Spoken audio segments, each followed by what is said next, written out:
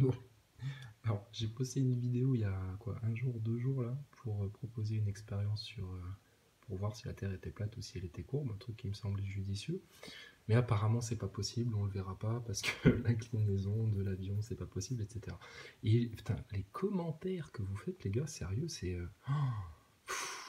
putain, vous êtes réfractaire à l'existence de Dieu, mais de la manière la plus fanatique, hein, c'est pas possible, hein. Donc, mais je te parle même pas de Dieu en fait dans ce truc-là, je te parle de faits scientifiques. Alors, je fais juste cette vidéo-là pour deux mecs qui n'ont pas été trop insultants. Et puis parce que je leur ai répondu un peu sèchement, parce que les gars, j'ai franchement pas que ça à foutre de faire des commentaires sur YouTube et puis de répondre à vos commentaires, etc. Faites vos recherches, sérieux, faites vos recherches. Alors, il y en a un, il me dit, donc c'est Mathieu R. et puis Cyberlolo. Et bon, ils ont commencé à parler de l'orbite de Mercure, machin, etc.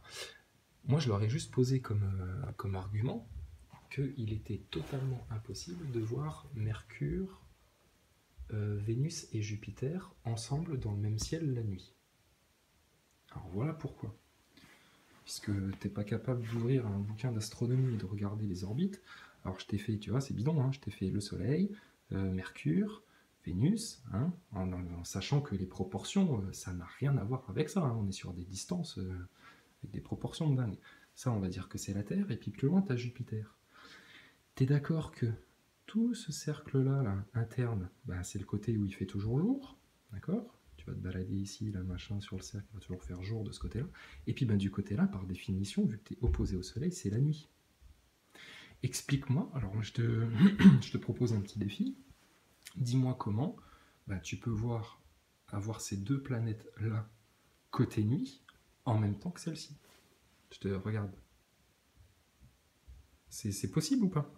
Et tu peux tourner ton truc, parce que je peux comprendre qu'on puisse voir, tu vois, à la limite, tu vas être disposé comme ça, tu vois.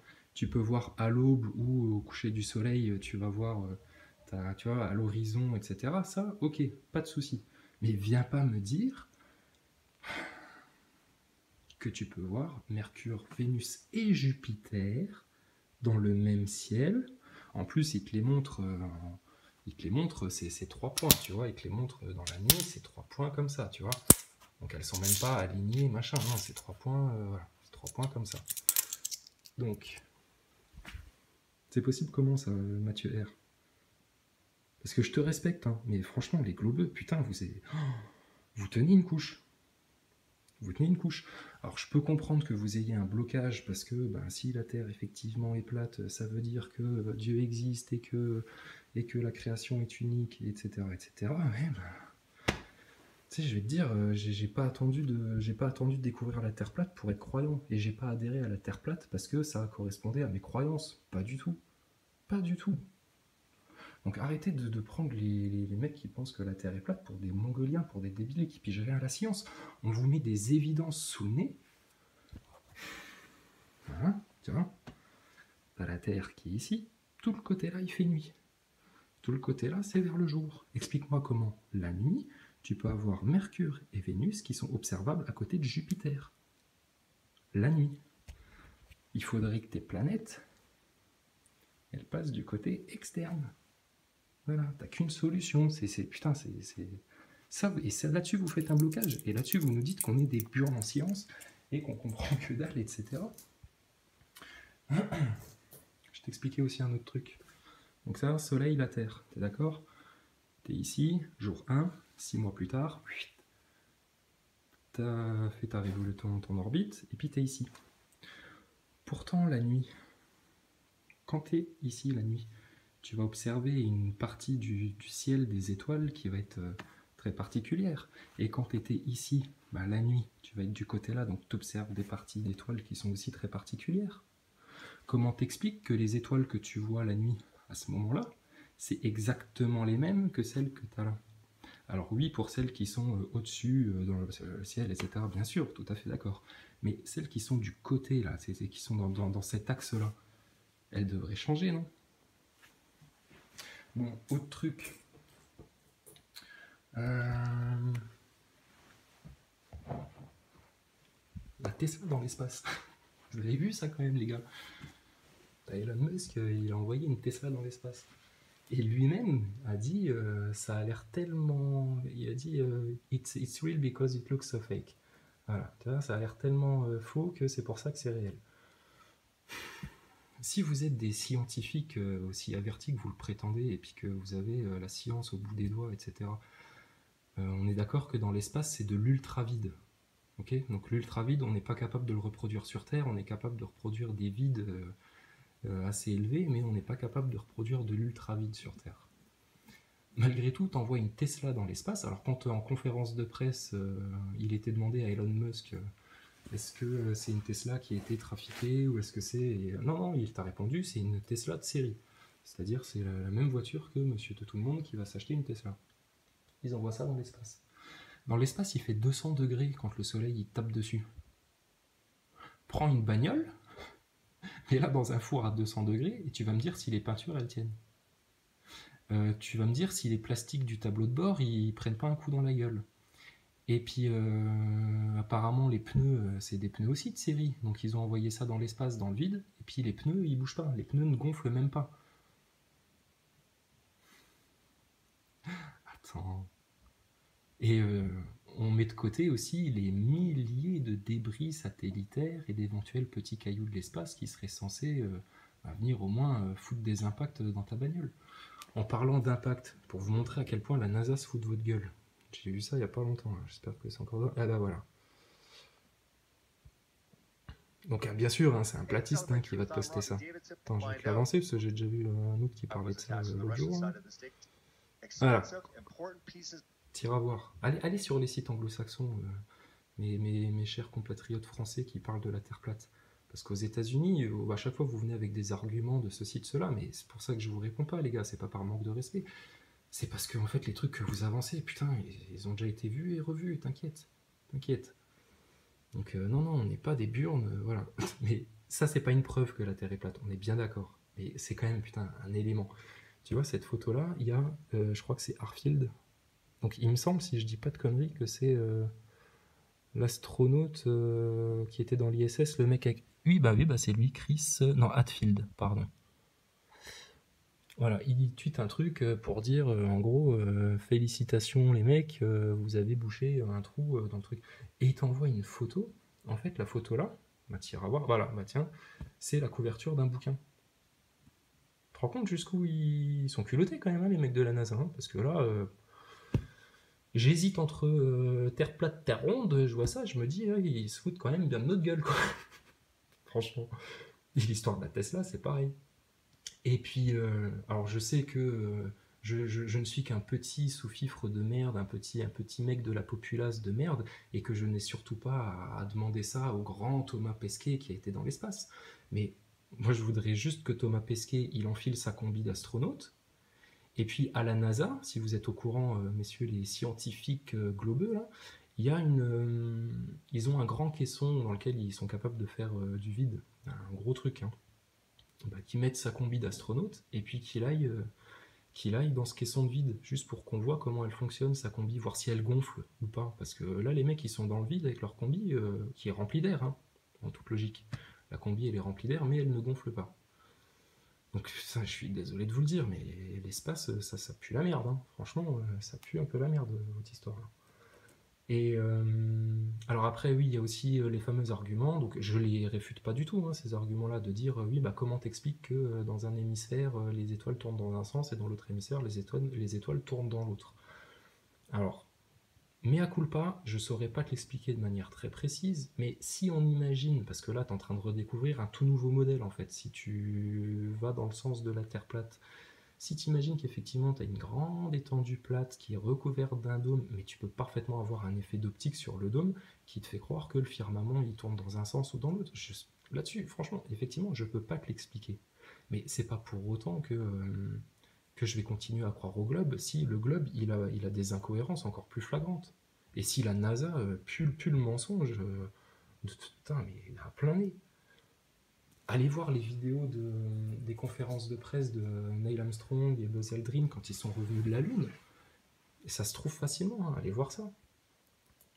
Putain, mais les mecs, ils chimouent. Hein. On leur demande alors, vous deviez voir plein d'étoiles depuis la Lune, ça devait être formidable, etc. T'en as un, ils se regardent comme ça, tu sais, ils sont tous hésitants, et puis il y en a un, il dit je me rappelle plus trop qu'on voyait des étoiles, et puis l'autre, il est aussi un peu emmerdé comme ça, il dit oui, non, non, effectivement, on voyait pas d'étoiles, machin. Pour quelle raison tu vois pas d'étoiles depuis la Lune? Parce qu'ils avaient le soleil en pleine gueule? Bon, ok, admettons. Admettons. Il y a trop de trucs louches, quoi. Je te dis, l'histoire des mecs sur la Lune, ça fait, je sais pas, depuis que j'ai 12 ans que j'entends parler que c'est de la connerie.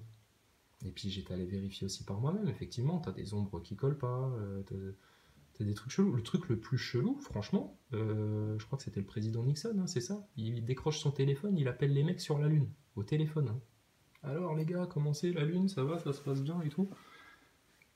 Et les mecs lui répondent, t'as zéro décalage. Zéro décalage. Les gars qui marchent sur la Lune, ils sont dans une putain de combi, ils doivent avoir peut-être chaud ou froid, ou en tout cas, et puis ils doivent surtout flipper, hein, parce que putain, mon gars, t'es sur la Lune, t'es pas dans le jardin du voisin. Hein. Donc il n'y a pas intérêt à ce qu'il t'arrive une couille. Les gars ne sont absolument pas essoufflés quand ils parlent. Ils y vont gaiement, et pas de problème. Ça pue la merde, l'histoire de l'espace. Ça pue la merde. Sur l'ISS, c'est pareil. L'ISS, mais non, rien que l'histoire, je suis désolé, hein, je bloque dessus, hein, je suis pas scato. Hein. L'histoire des chiottes dans l'ISS. Il y a qu'un seul chiotte dans l'ISS. Bah putain, faut pas passer derrière le gros russe alors, hein, parce que putain, quand lui, si lui il a la chiasse, et puis qui fait le ménage dans l'ISS, qui nettoie tous les petits cheveux, tous les petits bouts de peau, tous les trucs, etc. Et puis pareil, allez voir les images de l'ISS, les mecs ils sont.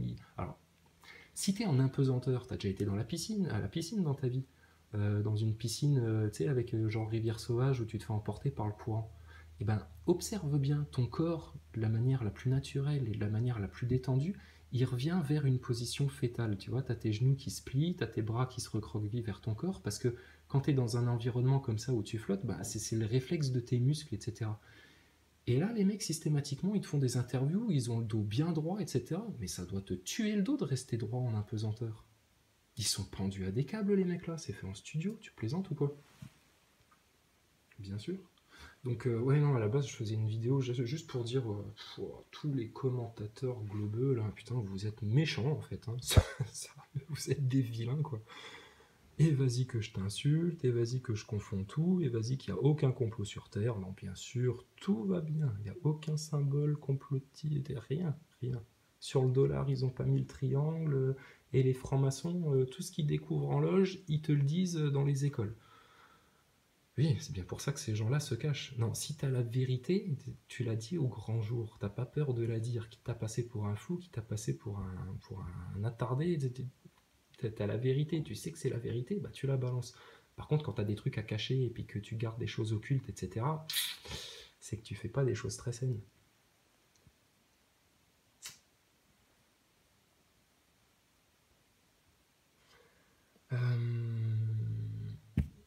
Que vous dire d'autre? C'est peine perdue en fait, je pense, d'essayer